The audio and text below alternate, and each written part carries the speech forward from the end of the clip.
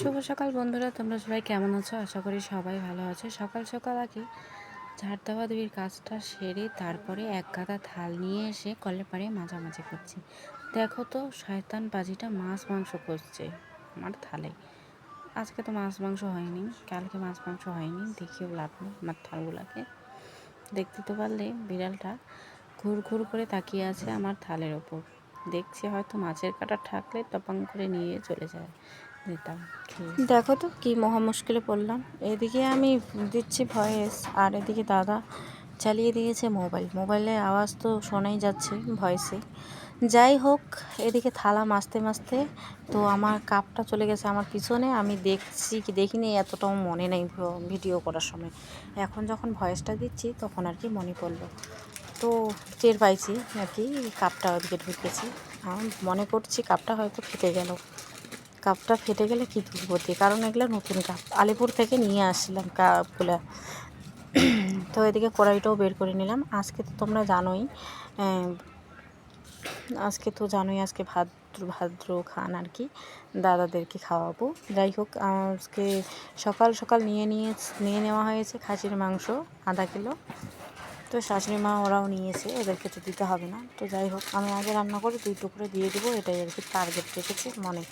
তো এদিকে কড়াই থাল সব কিছু, সকালের যা সমস্ত কাজ আছে সব কিছু টুকটাক করার অনেকটাই চেষ্টা করছি। এদিকে সকাল সকাল তো সিম্পল রান্না করব, ঢেঁকি শাক আর আলু ভাজা। আর দুই মামি মিলে চলে গেছিলাম ঢেঁকি শাক তুলতে। আর কালকের ভাত ছিল একটু, তো ভাতগুলো খেয়ে নেবো আর কি পরে। তো এদিকে হাঁড়িটাও স্নান করে ঘরে চলে আসলাম। ঘরে এসে এদিকে স্নান করে ভাত বসিয়ে দেবো আর কি। সিম্পল খাবার হলো ঢেঁকি শাক আলু ভাজা, তারপরে হচ্ছে চাল কুমড়া। কালকে চাল কুমড়া, চাল কুমড়া, পুর তো না, ওগুলো জ্বালা চাল কুমড়া, গাজালি চাল কুমড়া নিয়েছে শাশুড়ি মার কাছ থেকে একটা। তো ওগুলো আর কি ভাজা করব, 2 রকমের ভাজা করে দেবো। তো এদিকে টেবিলটাও পরিষ্কার করতে হবে, টেবিলটাও নোংরা লাগছে। নোংরা তো না, এগুলো হচ্ছে জল পড়ে যখন, তখন আর কি নোংরার মতো দেখা যায়। তো এদিকে গ্যাসটাও ধরিয়ে দিচ্ছি, গ্যাসটাও জ্বালিয়ে দিয়ে হাঁড়িটা তুলে দিলাম, উনুনে তুলে দিলাম আর কি চুলোতে। তো এদিকে ঢেঁকি শাক বেছে নেই। সকাল সকাল মা মেয়ে চলে তো গেছিলাম ঢেঁকি শাক তুলতে, এদিকে ঢেঁকি শাকও তুলে নিয়ে আসি। ঢেঁকি শাকে না প্রচণ্ড শীত ছিল, তার মধ্যে যোগ বের হয়। আর দেখো কীভাবে ঘরে আমি বেছে নিচ্ছি। ঘরে বেছে নেওয়াটা কিন্তু আমার একদমই সম্ভব না, কারণ ছোট ছোট যোগ থাকে আর কি। ওগুলো তো একদমই ছিল না, বাইরে অনেকক্ষণ রেখেছিলাম, তার মধ্যে আবার ঝাড়াঝাড়ি করেছি। থাকতে তো পারে না, কারণ তোমরা দেখে মনে করতে পারো যে শাক ঘরে বেচছে ঘরের কোনায়, কিন্তু সেরকম না। মানে পোকামাকড় একদমই ছিল না আর কি, সব ঝেড়ে আনা হয়েছে বাইরে থেকে। তো এদিকে আদা করে সবজি কেটে নিচ্ছি। এদিকে দেখছি আমার ভাতটাও হয়ে যাচ্ছে, চাল আমি দিয়ে দিয়েছি কিন্তু অলরেডি। তো এদিকে আমার ভাতটাও হয়ে যাচ্ছে, এদিকে চাল কুমড়োটা আস্তে আস্তে বেছে নেই। এদিকে আমার ঢেঁকি শাকগুলো বেচতে হবে। এটা কেলে আর কি জলের ভিতরে জল দিয়ে রেখে দেবো, পরে আর কি কেটে নেব। তো এদিকে ঢেঁকি শাকটা তাড়াহুড়ো করে বেছে নেই। যাই হোক, ঢেঁকি শাক যদি এতগুলো যদি দেখায় তাহলে অনেক সময় লেগে যাবে। তো এদিকে আমি বেছে নিয়ে কড়াইয়ে তুলে দিলাম। এদিকে দিয়েছি দেখি মুখে কি দেখি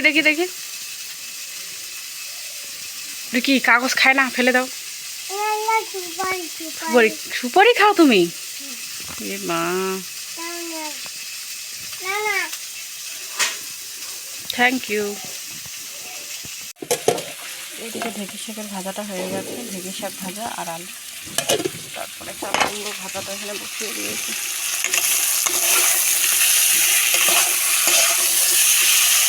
আজকে বড় সাইজ করে কাটিয়ে নিয়েছি, অনেকদিন তো ছোটো ছোটো পিস করে খাই, আজকে বড় করে কেটে নিয়েছি।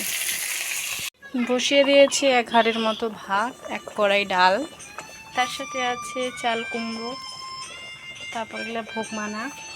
এদিকে আছে পেঁয়াজ রসুন আদা, তারপরে এদিকে ভাজার জন্য হচ্ছে পটল আর এগুলো মাংসর আলু। তারপর এখানে চাপা দিয়ে রেখেছি খাসির মাংস। দেখতে তো পারলে মেয়ে রান্না করে বসে বকবক করছে। সকালবেলা যখন রান্না করছি তখন বকবক করছে, এই টাইমে যখন রান্না করছিলাম তখন আর কি ঘুমাইছে। তো এদিকে মেনুগুলো তো দেখিয়ে নিলাম আজকে কী কী রান্না করব। এক কড়াইয়ের মতো আর কি ডাল, তারপর হচ্ছে ভাত রান্না করব। সবাইকে বলা হয়েছে কিন্তু এসেছে আর কি দাদা, দুই দাদাই এসেছে, পিসিওরা আসেনি, পিসিওরা আসেনি আর কি। তো কীর্তন ছিল আর কি, তার জন্য আসেনি আর কি, ভাদ্র মাসের শেষ কীর্তন, তাই আর কি আসেনি।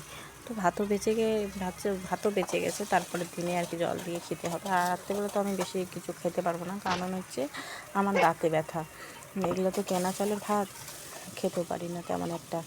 এগুলো যদি বাড়ির চালের ভাত থাকতো তাহলে আর কি, মানে ধানের ভাত বাড়ির চালের আর কি, তাহলে আর কি খেতে পারতাম। কিন্তু রাত্রেবেলা একদমই ভাত খেতে পারি না বেশি, আর ভালো মন্দ হলে তো একদমই খেতে পারি না। তো এদিকে যাই হোক বসিয়ে দিয়েছি পটলটা, আর এদিকে তো ডালটা বসিয়ে দেওয়া হয়েছে। ডালে কিন্তু লবণ দেওয়া হয়নি, তার জন্য লবণটাও দিয়ে নিলাম। তারপরে ঘুটনিটা দিয়ে ঘুটে নিলাম আর কি।